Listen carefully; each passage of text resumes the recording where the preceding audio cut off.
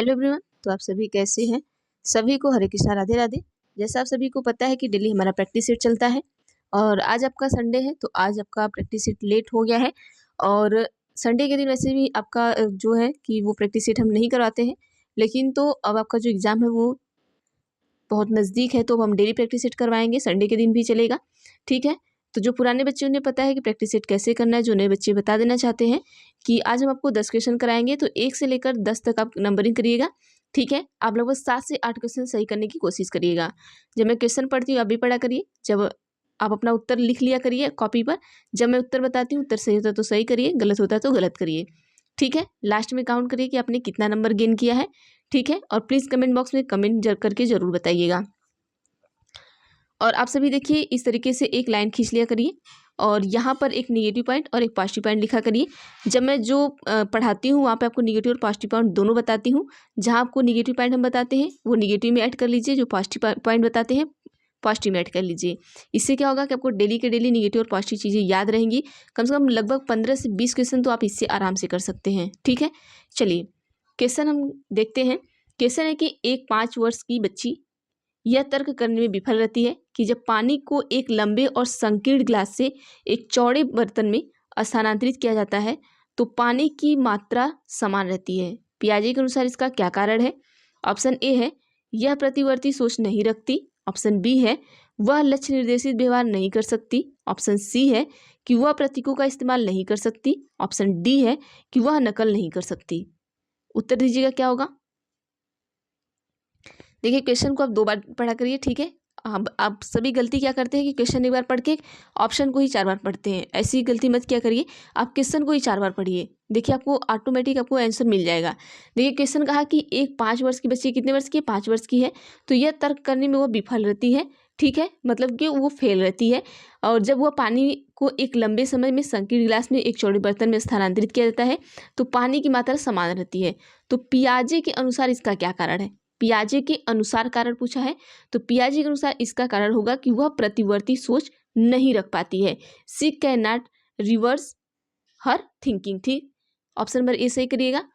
Question number 2 चलते हैं।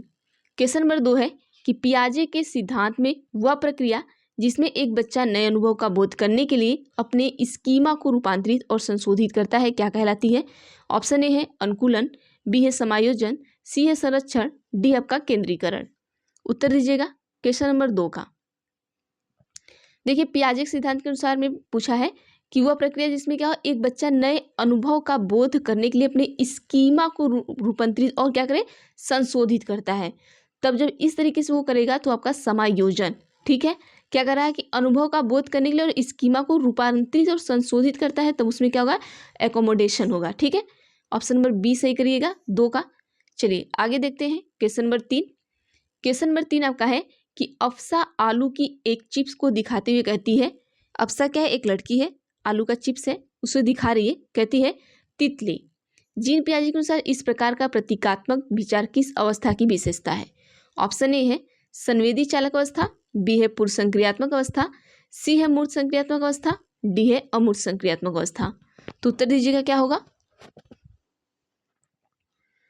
तो चलिए आप सभी उत्तर बताइएगा क्या होगा।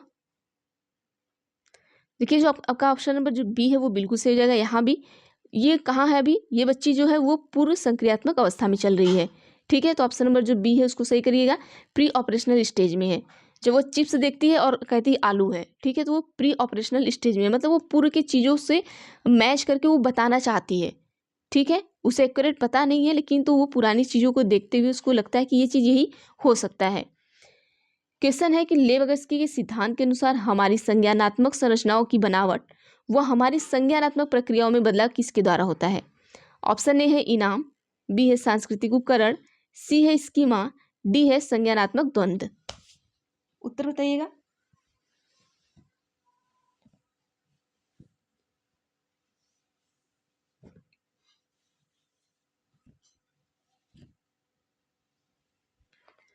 तो चलिए क्वेश्चन नंबर जो 4 है, 4 का हम सही उत्तर देख लेते हैं क्या होगा।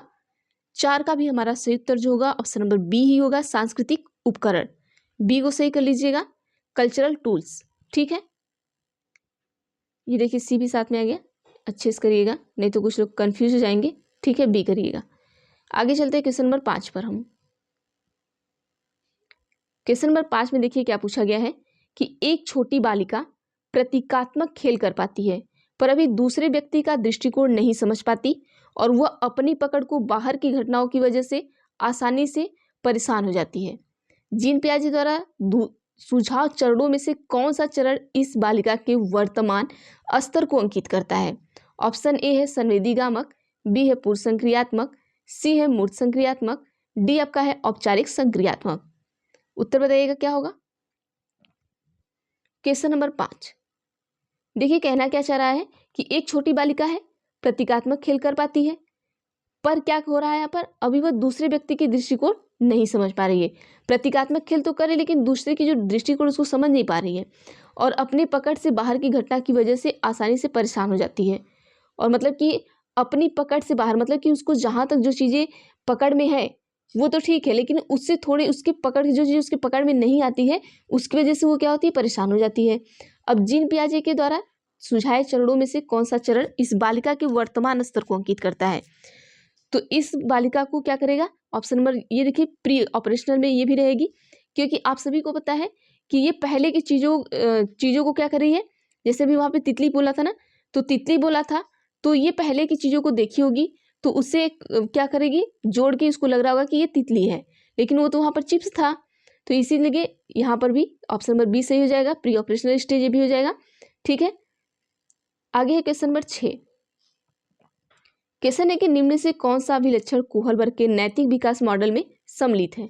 ऑप्शन ए है नैतिक विकास के चरणों का स्वरूप सार्वभौमिक होता है। ऑप्शन बी है नैतिक चिंतन के विकास में निरंतरता होती है। ऑप्शन सी है कि नैतिक विकास एक क्रमिक प्रक्रिया नहीं है, यह संपूर्ण रूप से वातावरणीय कारकों पर निर्भर है। ऑप्शन डी है कि नैतिक विकास मुख्यतः सांस्कृतिक मूल्यों पर निर्भर है। उत्तर बताइएगा क्या होगा। क्वेश्चन है कि निम्न से कौन सा अभिलक्षण कोहलबर्ग के नैतिक विकास मॉडल में सम्मिलित है? तो देखिए कोहलबर्ग इन्होंने क्या दिया था, नैतिकता का सिद्धांत दिया था, ये याद रखिएगा। ठीक है, अब यहाँ पर हम देख लेते हैं कि नैतिक विकास के चरणों का स्वरूप सार्वभौमिक है, बिल्कुल सही है, तो ऑप्शन नंबर ए सही होगा। अब देखिए नैतिक चिंतन के विकास में निरंतरता होती है, तो ये पूछा क्या है कि कौन सा अभिलक्षण है जो कोहलबर्ग के नैतिक विकास के मॉडल में सम्मिलित है। तो आपका ऑप्शन नंबर जो ए है वो सम्मिलित है। ठीक है, बाकी ये सब सम्मिलित नहीं है, इन्हें कट कर लीजिएगा। आगे चलते हैं नेक्स्ट क्वेश्चन पर हम।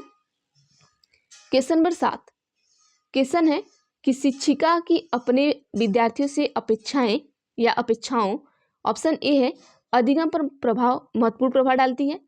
ऑप्शन बी है का विद्यार्थी के अधिगम से कोई संबंध नहीं है। सी है कि विद्यार्थी के अधिगम और उनकी स्वयं की क्षमता पर किसी प्रकार का प्रभाव नहीं डालती।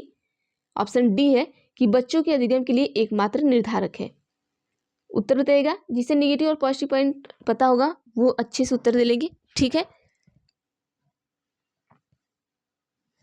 चलिए यहाँ पर देख लेते हैं। देखिए आप सभी को पता है कि आप अपने बच्चे से अगर अपेक्षाएं रखती हैं, ठीक है, तो नॉर्मल सी बात है कि उसके अधिगम पे क्या होगा, इफेक्ट पड़ेगा ही पड़ेगा।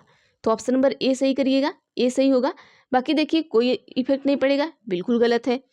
फिर यहाँ पर क्या है कि विद्यार्थी के अधिगम में उनकी स्वयं की क्षमता पर किसी प्रकार का प्रभाव नहीं पड़ेगा। पड़ेगा भाई, क्यों नहीं पड़ेगा। और देखिए केवल एकमात्र, देखिए एकमात्र क्या हमारा निगेटिव पॉइंट है। क्वेश्चन क्या पूछा है, पॉजिटिव। हमेशा ये याद रखना है कि क्वेश्चन पॉजिटिव हो उत्तर पॉजिटिव होगा, क्वेश्चन निगेटिव है उत्तर हमारा निगेटिव आएगा। ये सीटेट में आप याद रखिएगा। ठीक है, तो ऑप्शन नंबर इसका क्या होगा, ए सही हो जाएगा। क्वेश्चन नंबर 8 पर चलते हैं हम। क्वेश्चन है कि मूर्त संक्रियात्मक अवस्था के बच्चों को पढ़ाते हुए एक शिक्षिका को क्या नहीं करना चाहिए। ऑप्शन ए है कि वर्गीकरण के मौके देना। ऑप्शन बी है ऐसी समस्या देना जिनमें अमूर्तता की आवश्यकता हो। ऑप्शन सी है कि क्रमित करने के कार्य देना। ऑप्शन डी है कि मूर्त संसाधन देना। अब यहाँ समझिएगा, देखिए मूर्त संक्रियात्मक अवस्था के बच्चों को आप पढ़ा रहे हैं, ठीक है, कंक्रीट ऑपरेशनल स्टेज में बच्चा है, तो आप एक टीचर हैं तो आपको क्या नहीं करना चाहिए। देखिए जब कंक्रीट ऑपरेशनल स्टेज में है, हम पढ़ा रहे हैं, ठीक है, मूर्त संक्रियात्मक अवस्था के बच्चों को अगर हम पढ़ा रहे हैं तो हम अगर एक शिक्षिका हैं तो हमें इनमें से ऐसी समस्या देना जिसमें अमूर्तता की आवश्यकता हो, ये नहीं करना हमें। बाकी उन्हें वर्गीकरण का मौका दीजिए, क्लासिफिकेशन का, और क्रमित करने के लिए कार्य दीजिए, मूर्त संसाधन दे दीजिए, लेकिन अमूर्तता को मत दीजिए, क्योंकि बच्चा कहाँ है, मूर्त संक्रियात्मक अवस्था में है। तो इस तरीके में बच्चे को अमूर्तता की चीजें मत दीजिए। चलिए आगे देखते हैं क्वेश्चन नंबर 9। क्वेश्चन है कि 4 से 5 साल के उम्र के बच्चे अक्सर अपने आप से बातचीत करते हैं। लेवगस्की के अनुसार यह वाक्य ऑप्शन ए है उनकी आत्मकेंद्रिता का दर्शाता है, ऑप्शन बी है उनके संज्ञानात्मक विकास में बाधा डालता है, ऑप्शन सी है उनके सामाजिक विकास में बाधा डालता है, ऑप्शन डी है उनके अपनी सोच नियमित करने में मदद करता है। देखिए 4 से 5 साल की उम्र के बच्चे अक्सर अपने आप से क्या करते हैं, बातचीत करते हैं। तो ये जो लेवगस्की है इनके अनुसार ये वाक्य किस तरीके का है। अब देखिए खुद में जब बच्चा बातचीत करता है तो ये वाक्य कैसा हो जाता है, उत्तर बताइएगा। तो देखिए फिर ये उनके अपनी सोच को नियमित करने में क्या करता है, मदद करता है। ठीक है, बाधा बिल्कुल नहीं डालेगा, बाधा हो गया, बाधा हो गया। आत्मकेंद्रिता को दर्शाता है, बिल्कुल नहीं। ऑप्शन नंबर जो डी है वो बिल्कुल सही हो जाएगा आपका। ठीक है, आगे चलते हैं क्वेश्चन नंबर 10 पर। देखिए आज हम आपको 10 ही क्वेश्चन कराएंगे।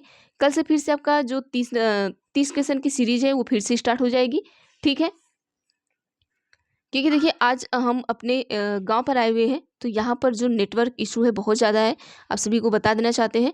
तो कल से मैं आपका जो 30 क्वेश्चन की वीडियो है वो मैं पहले से ही अपलोड नहीं, पहले से रिकॉर्ड कर लूँगी। रिकॉर्ड करने के बाद मैं उसको अपलोडिंग पे लगा दूँगी, ताकि आपको अपने टाइम पे वो वीडियो मिल जाए। ठीक है, आज क्योंकि मुझे आना था तो वीडियो बन नहीं पाई, तो इसलिए हम आपको सोचे कि चलिए कुछ ना सही लोग तो हम आपको एक 10 नंबर का 10 क्वेश्चन ही दे देते हैं, ताकि आपकी जो कंटिन्यूटी है वो बनी रहे। क्वेश्चन है कि बाल केंद्रित कक्षा का सृजन द्वारा किया जा सकता है।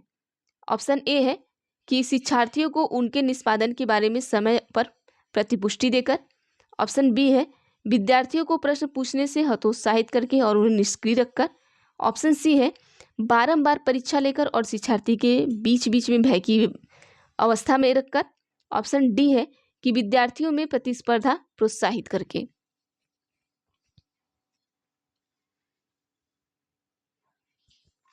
देखिए बाल केंद्रित कक्षा का सृजन द्वारा किया जा सकता है, किसके द्वारा किया जा सकता है। क्वेश्चन नंबर 10 का ऑप्शन नंबर जो ए है वो बिल्कुल सही होगा, कि शिक्षार्थियों को उनके निष्पादन के बारे में समय पर प्रतिपुष्टि देकर किया जा सकता है। ठीक है, तो ऑप्शन नंबर ए बिल्कुल सही होगा, एक को सही कर लीजिएगा। ठीक है, तो यहाँ पर देखिए हतोत्साहित करना निगेटिव है। ठीक है, निष्क्रिय हमारा यहाँ निगेटिव मिल गया, हतोत्साहित करना निगेटिव मिल गया, बारंबार या भय की अवस्था रखना ये भी हमारा निगेटिव हो जाएगा। प्रतिस्पर्धा प्रोत्साहित करके हम प्रतिस्पर्धा को प्रोत्साहित नहीं करेंगे। ठीक है, तो यहाँ पर ये चीज़ें आपको देखने को मिल गई। तो चलिए आज के लिए इतना करते हैं, बाकी देखेंगे हम नेक्स्ट वीडियो में। जो पुराने बच्चे हैं बहुत सपोर्ट करते हैं, और जो नए बच्चे हैं प्लीज़ आप वीडियो को अगर देखते हैं तो अगर वीडियो अच्छी लगती है तो वीडियो को लाइक कर लिया करिए, और चैनल पर नए हैं तो प्लीज़ चैनल को सब्सक्राइब कर लीजिएगा, बेल आइकन को क्लिक कर लीजिएगा, ताकि मैं जो भी वीडियो बनाऊँ आप तक जरूर पहुँचे। तो थैंक यू एवरीवन, मिलते हैं हम नेक्स्ट वीडियो में, और नेक्स्ट वीडियो में आपको 30 क्वेश्चन आपको मिलेंगे। ठीक है।